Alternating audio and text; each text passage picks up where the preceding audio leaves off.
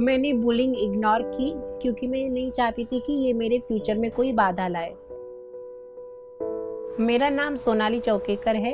मैं मुंबई में बांद्रा में रहती हूँ और मैं यहीं पैदा हुई और यहीं बड़ी हुई हूँ। बचपन से ही मुझे लगता था कि मैं थोड़ी अलग हूँ।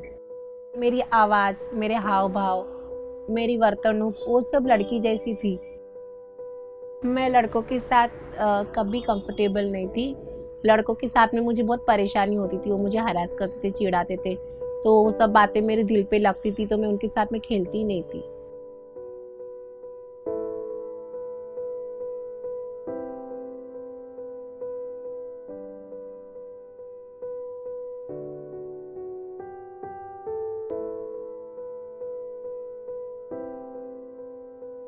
मेरे नेबर्स वगैरह मुझे सब बोलते थे कि बाइला है क्या तू, चक्का है क्या। मुझे ये सब वर्ड से ना बहुत बुरा लगता था। वो सब वर्ड्स मेरे दिल को लगते थे, लेकिन तो फिर भी मैं उनको नज़रअंदाज करती थी क्योंकि मुझे रहना है यहाँ पे।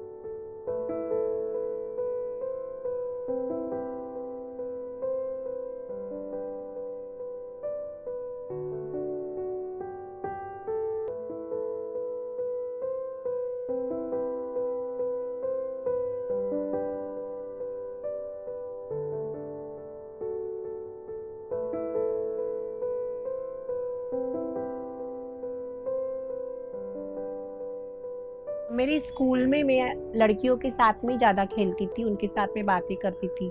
ये सब देख के मेरे टीचर्स बहुत परेशान होते थे।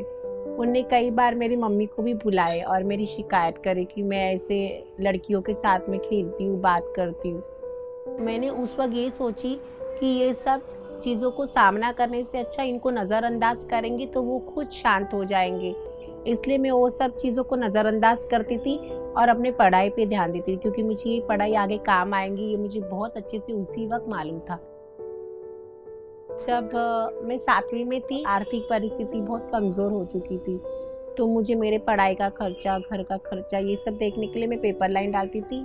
उसके बाद स्कूल जाती थी, फिर वहाँ से शाम को आने के बाद मैं कंपाउंडर का काम करने के लिए परिश्रमालय जाती थी। जब भी मैं पेपर लाइन जाती थी, लोग बोलते थे ये लड़का है कि लड़की है। हमारे पेपर वेंडर्स को भी उन लोग कंप्लेंट करते थे। फिर मेरे साथ में जो बाकी के पेपर लाइन डालने वाले लड़के होते थे वो मुझे छेड़ते थे, लेकिन मैं सबको नज़रअंदाज करके मैं अपने काम पे ध्यान देती थी। फिर कॉलेज गई, उसके साथ में मैंने पीयून का काम सीए के पास चालू कर दी। इस तरह मैंने 10वीं तक अपना उदर निर्वाह चलाई और अपनी स्कूल की फीस भी भरी और अपनी पढ़ाई भी पूरी करी। मेरी एक फ्रेंड थी जो हमसफ़र जाती थी। उसने मुझे बताया कि हमसफ़र में हमारे जैसे लोग आते हैं। फिर मुझे मालूम पड़ गया कि एसआरएस भी होता है। मैंने सर्जरी जब करवाई तब मैंने घर में किसी को भी कुछ भी नहीं बताई थी। सर्जरी करने खुद चली गई अपने दोस्तों के साथ में, करके लौटी तब मैंने उनको बताया कि मैंने ऐसा ऐसा करी हूँ। वो बोले कि भगवान ने दिया हुआ चीज़ में क्यों ये करी। तो मैंने उनको बोल दी स्ट्रेट फॉरवर्ड। मेरे शरीर जो मुझे था उसमें मैं कंफर्टेबल जरा भी नहीं थी।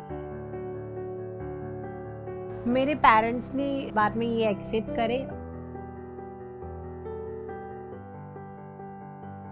और मैंने अपनी बिल्डिंग में भी सबको बता दी, क्योंकि ये छुपाने वाली बात नहीं थी। हम क्यों अपना जेंडर छुपाए।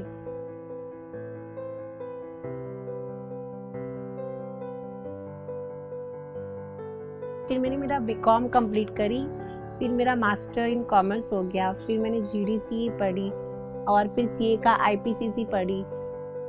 पोस्ट सर्जरी जब मैं सीए के पास काम करती थी, जब मैं वहाँ पे वॉशरूम यूज़ करने को लग गई, तो मेरे वहाँ के जो मेल फ्रेंड्स थे वो मुझे अपने साथ में बाथरूम लेके जाते थे। उनको लगता था कि मैं मेल ही हूँ करके।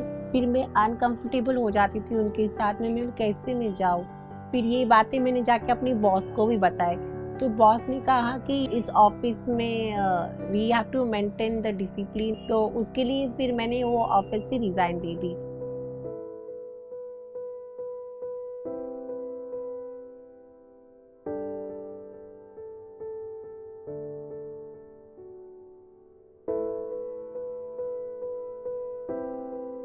जब हमसफ़र में मेरे काफ़ी दोस्त हो गए थे, तो उनमें से जो मेरे बेस्ट फ्रेंड थे उन लोग ने मुझे सलमा गुरु से मिलाया, और सलमा गुरु के काम से तो मैं पहले से ही प्रभावित थी। उन्हें काफ़ी कम्युनिटी के डेवलपमेंट के लिए और उनके ह्यूमन राइट्स के लिए काम किए थे। वो मेरी पढ़ाई की काफ़ी रिस्पेक्ट करते थे। वो मुझे समझ पाते थे कि मैं क्या काम करना चाहती हूँ, किस लेवल पे काम करना चाहूँगी कम्युनिटी में जाके। फिर मैं किन्नर माँ ट्रस्ट में काम करना चालू कर दी। ये संस्था किन्नरों के मूलभूत अधिकार, आरोग्य सुविधा और उनके उपजीविका के लिए और उनकी उन्नति के लिए काम करती है। कम्युनिटी को मेंटल, सेक्सुअल और फिजिकल हरासमेंट काफ़ी सहन करना पड़ता है। उनके ऊपर चाकू चलते हैं, छुरी चलती है, मार चढ़ते हैं, उनको जगह नहीं मिलती रहने के लिए। पहले लोग हमें चिढ़ाते थे, हमको छेड़ते थे, हमारे साथ हरासमेंट करते थे, तो मैं उनको नज़रअंदाज करती थी। मेरी ज़िंदगी में ऐसे काफ़ी पहलू आए जिसने मुझे कठिन बनाया। अब मैं उनका सामना करना सीख गई हूँ। अब मैं उनको पलट के जवाब देती हूँ और मैं उन चीज़ों का विरोध करती हूँ। किन्नर माँ CRT टीम में मैं खुद मेंबर हूँ और मैं पैरालीगल वॉलंटियर भी हूँ। Metropolitan magistrate court Girgaon court में लोक अदालत पैनलिस्ट भी हूँ।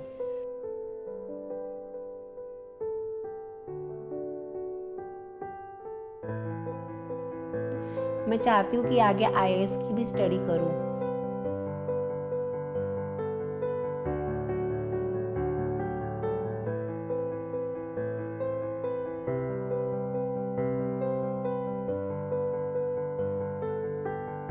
मैं सबसे यही रिक्वेस्ट करती हूँ कि अपने बच्चों को, अगर ट्रांसजेंडर है, कि आप उनकी पढ़ाई पे ध्यान दो।